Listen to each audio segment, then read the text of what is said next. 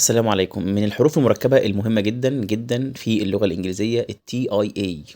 TIA بتعمل نفس صوت ساوند زي SH بالظبط. وكمان حرف ال وراها هيكون دارك. يعني ايه دارك؟ هيكون فبقول initial، أولي. initial ودي adjective، صفة.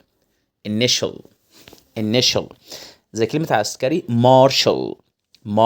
خد بالك انا بقول ايه؟ مارشال. خد بالك ال هنا دارك والتي اي بتعمل مارشال.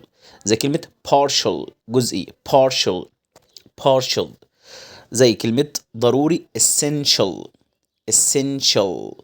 ايه اللي عامل صوت التي اي اي. فلازم تعرفها كويس جدا ان الثلاث حروف دول لما يقابلوك في اي كلمه بدون استثناء، ملهاش استثناء، هتنطقهم ساوند، وتنطق ال اللي وراهم دارك. يعني ايه دارك؟ يعني مش زي اللام في العربي، لا هتنطقها تاني.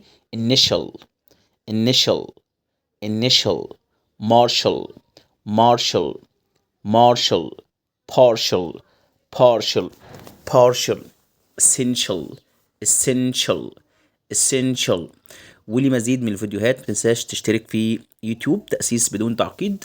وكمان لو انت محتاج كورس مجهز ليك على قد مستواك، سواء صغير كبير، خريج، مدرس، دكتور، ايا كان وريفر، تواصل على الرقم الموجود في اسفل الفيديو على الواتس. وهنبدأ رحلة ان شاء الله ونغير نطقك تماما.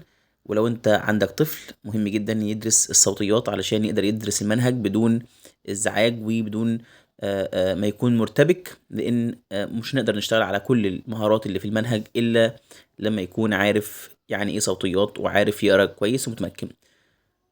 السلام عليكم.